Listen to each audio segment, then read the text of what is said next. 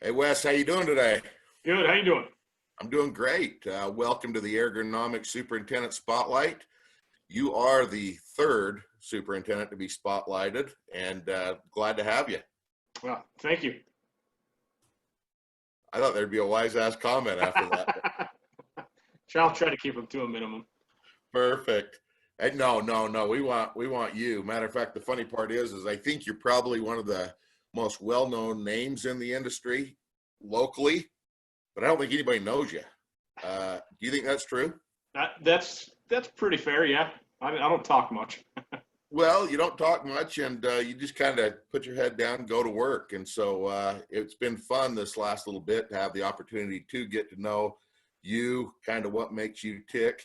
That's why I thought this would be a great episode, so people actually get a chance to know kind of what you're all about and a little bit more about your background. Oh, and can I personally thank you for putting me in uncomfortable situations like this? You bet. You bet.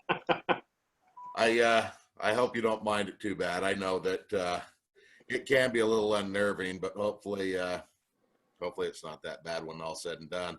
No, it's not. So let's talk about now you've been under four superintendents. You were an assistant for four superintendents. Is that correct? I've been under four superintendents. I guess technically I was only an assistant under three of them. Okay, so you were an assistant under Chris, Moon, Paul, but you worked with Dell. Yes, that is correct. Real quick, let's touch on how much different those styles were between the four of them, and what you might have learned from being under all four. Okay. Yeah, I'd say that's four very different styles. Dale was kind of a no BS type guy. You just kind of did things his way.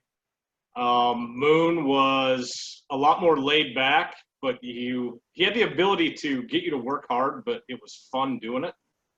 And I mean, for those of you who know Moon, it's quite the experience. Paul was a little bit of a mad scientist. He put some stuff in the spray tank that never would have crossed my mind to use.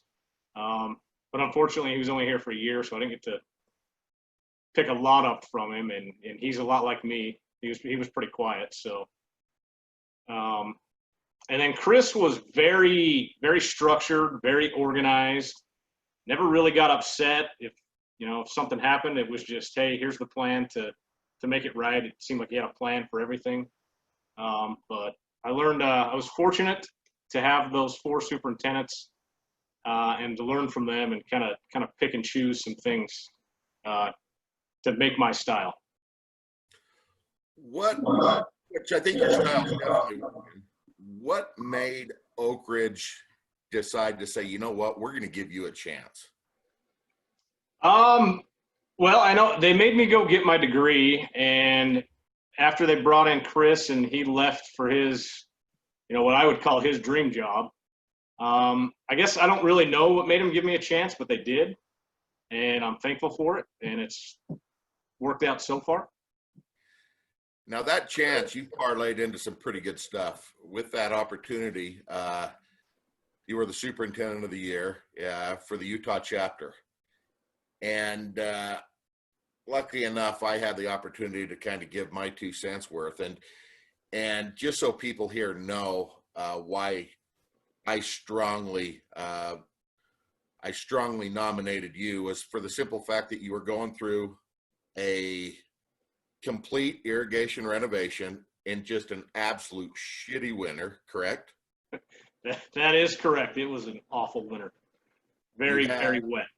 You had the KornFerryTour coming to town, and am I correct in saying that they just pulled off the renovation job a couple weeks before that? It was actually the Saturday before the tournament week. So it was the end of advanced week, and they pulled out on that Saturday. They buried their last hole and laid their last piece of sod on the short game area. So, wow. Oh, I forgot to mention you also put in a short game course in the meantime. So I had the opportunity in the spring to see your place, and I might have mentioned to you how you're going to pull this off. and you weren't nearly as nervous as I was, or at least you didn't show it. But I think you guys did a hell of a job in pulling it off, and kudos to you. Oh, thank you. Yeah, I might not have showed it, but I was fairly nervous there that last month. I was wondering if they were going to even be able to finish that thing before that tournament started. But them and my staff, all credit to my staff, they did one hell of a job putting that place back together in that last month or so. So this last little stretch where you had the Korn Ferry week and a half ago. Yep. And kind of an easy spring for you. That had to be weird. Yeah, it's been, needless to say, it's been an odd year, but I haven't had to ramp up for any really member tournaments or anything. We've kind of been, sticking to the program and on autopilot, and then, with nothing going out on the golf course this year, no spectators, no cameras, no tents, none of that. It was a lot more relaxing leading up to it. And it looked amazing. I sent you a text. It looked amazing on TV. A lot of people around here were talking about that. Unfortunately, we didn't have the opportunity to come check it out. I guess we could have volunteered, probably should have. But the course looked amazing on TV, so hats off to you and your crew. So a lot of us, our big events might be a club championship, maybe a member guest, something like that we really gear up for. We know you've got one of the largest pro-ams in the state, which definitely could keep you busy. You've got a huge member guest. But explain to me what it's like when the big boys come to town, when you've got a Korn Ferry event beforehand with the tour agronomist, and then building up, and then the schedule of that week. Okay. So typically the agronomist will make an on-site visit mid to late April. This year he was unable to, and I had to do everything by phone, and I had a new agronomist this year, so that was interesting. But you just you build a program at the beginning of the year, and you try to follow it the best you can, and then that last week or two leading up to it, you take everything that you normally do over, let's say, a month or so, and you literally cram it into 4 or 5 days. And you've got people going all over the place, doing all the little detail stuff. And then once the tournament's here, it's, the course is what it is. You can tweak a little bit with green speed and firmness, but it just it is what it is, and let's play ball. That's awesome. What kind of a schedule are you and your guys looking at? What time do you usually get in the morning? What's an afternoon like, and how late are you there in the evenings? So typically we get here at about 4:30 and get ready to go start mowing and setting everything up at 5. This year we bumped it a half hour because we had to go through some temperature checks and questions for this COVID stuff. Then once the course is set up around 8 o'clock or so, almost everybody goes home. Spencer and I stay for the entire time. We have a couple of guys come back around noon and check the greens, because these POA greens don't always last a full day depending on how hot it is under that kind of stress. And then the rest of the crew gets back around 3:30, 4 in the afternoon. We try to have some lunch, sit around and shoot the shit for a little while, and then go out and do the nightly duties. And that runs Monday through Wednesday. Then, of course, Thursday, the tournament starts, and it's pretty much the same thing. They build us in a time between the 2 waves of tee times on Thursday and Friday to check the greens in the afternoon. So that's the only difference there, is we have a set time we need to be here in the afternoon. And then Saturday and Sunday, it's prep the course in the morning, come back in the afternoon when they're done playing, and do what you need to do. Are you mowing fairways twice a day? We mowed fairways at night. So in the evenings, we would mow fairways. We would mow collars and tees twice a day. We rolled twice a day. We only mowed greens in the morning. We'd get out of here probably 10:30, quarter to 11. And then you don't even get that Monday off, do you? You've got to play it like the pros day, don't you? That's correct. We have a Play It Like the Pros event on Monday, and we come in the morning and prep the course. It's not quite as extensive, but we may try to make sure the greens are the same. What was the low round for that? Just curious. The low round, I believe, was a 73, and that was by a +6 handicap. Really? Yeah, the rough is pretty brutal out there. Wow, just shows you how good those guys are. Unbelievable. Background. Let's talk a little background. One of the coolest things I know about you is your military background. You were a Marine, correct? Yes, that is correct. What made you decide when you're coming out of high school that you want to become a Marine? Tell me about that. So I'd have to say, I had some family that was in the military, some uncles, both my grandfathers. When I was a little kid, I was in the Salt Lake airport, and a Marine got off the plane in his dress blues, and as he's walking through the corridor, every set of eyeballs was on him. I thought, that'd be kind of cool. I wonder what it takes to get that uniform. And then as I got into high school, I just kind of decided that I wanted to serve my country and basically find out what I was made of. So I chose the Marine Corps over the other three. God bless you. Tell from an outsider's perspective, is it what we think it is? I mean, is boot camp as brutal? Is it what I would assume becoming a Marine is like? The boot camp portion from the movies that they've made about it, or had parts of it, it's fairly accurate. It's not perfect, but it is quite the experience, and it is not easy. If you go in out of shape, you are going to be in trouble. One of the things that most people probably don't know is the hardest thing is not to laugh at the drill instructors, because they are hilarious, and it's hard not to, but if you laugh at them, you're going to pay the price. I'll just put it that way. I could do my jelly donut Gomer Pyle line from Full Metal Jacket, but we'll save the crowd with that one. So, you know what? I want to take this time to thank you, those in your unit, and all of those in the military. That without you guys, we're not where we are today. We don't have the free. Even those things are, as I would say, pretty screwed up right now. God bless the military and your service. I can't thank you enough. Oh, thank you. I'm going to get an hoorah out of you at the end of the show. Baseball. I know that you coach. You also work with the high school a little bit, correct? Yes, that's correct. I coach. I help coach my son's team. I'll go run the bases for him and give him some pointers here and there. And I also coach the catchers over at the high school where I attended. So do you still have a hose? A little bit. Not. It hurts a lot when I throw. I need a couple months to get it in shape. That is great. Mentors. Let's talk about.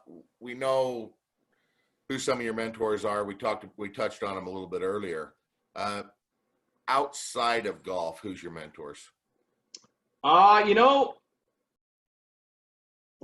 a good question. I think I would have to say I don't really have like a certain guy or a couple of guys. I've just kind of taken, life lessons here and there from family members, friends, some of my platoon sergeants, guys I was in the military with. I'd have to say I just kind of pick little things up here and there throughout my life. And I think that's the best answer right there. Okay, now we got to go back to those four. Who do you think you're the most like out of the four that you've been under? I'd probably say my personality is most like Moon's. I don't talk as much. I'm not as outgoing. But my personality, my sense of humor definitely fits Moon's. Yeah. That's awesome. I don't think Moon gets the credit that he really, you can't say Moon without laughing, but the guy does a hell of a job wherever he's at. I mean, Yeah, he does. It's, he is great to work for. You can't be the type of guy who gets easily offended by anything, but he's awesome to work for. that's great. Let's move on to kind of the speed round. We're going to touch on some things real quick, a little bit about you, kind of in a quicker pace. Music. I flip open your iPod right now. What are we listening to, and who was your last concert you attended? So if you were to turn on my iPhone right now, it would be playing Whiskey Myers. I'm trying to, get some newer stuff to listen to. I am really all over the place, though. I've got playlists that would have Chris Ledoux to Led Zeppelin, Lionel Richie, Waylon Jennings, maybe some Tool. The last concert I went to, I'm not a real big concert guy. My wife hates this because she loves concerts, but I am not good in big crowds and confined areas. I don't know how to describe the way I feel, but it's not fun for me. So the last concert, it was with my wife. I couldn't even tell you what it was. I had a good time, don't get me wrong, but there's not enough beer I can drink to make me comfortable. Which led me to the next question. If you're kicking back, enjoying a beverage, what is it? It's either going to be a Bud Light or a whiskey.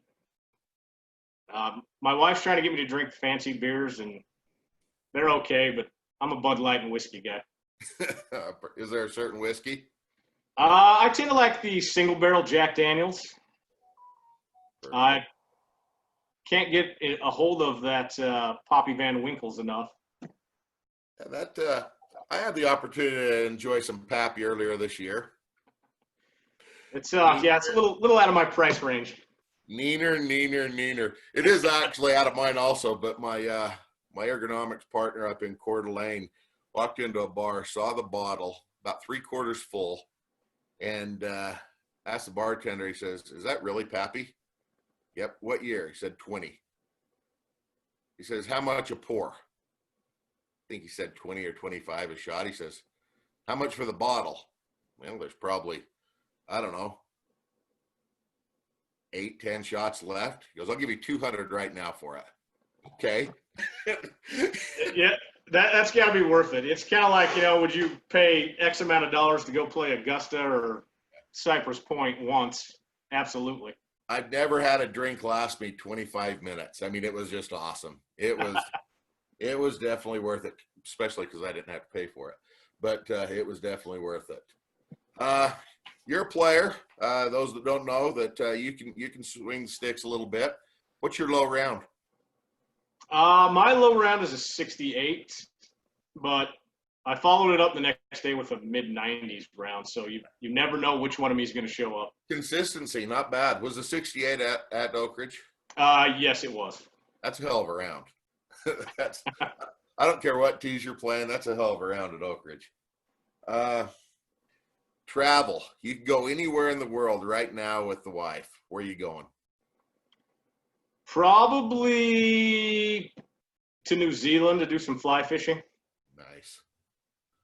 She might not like it, but that's where I'm going. Fly fishing in New Zealand. That's not bad. That's not bad. And we're going to finish it up with your dream foursome. You can get your dream foursome, dead or alive, and it could be on any course. Where is it and who you playing with? Ooh, that's a lot of different combination possibilities.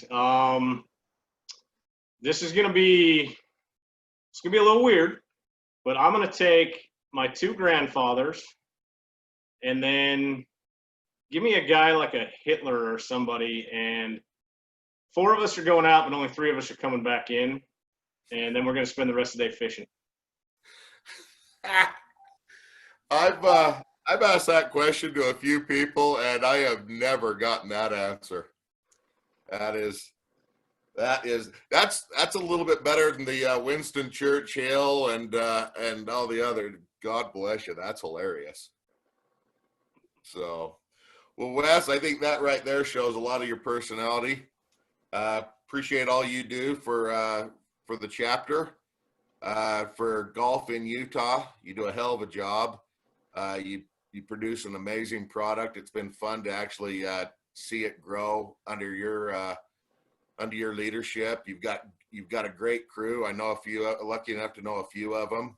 Great guys, and I see great things in the future with you. Thank you, sir. All right, Wes. Well, you have a good day, and I sure appreciate your time. All right. Thank you. You too. Thanks, buddy. Talk to you later. All right. Bye-bye.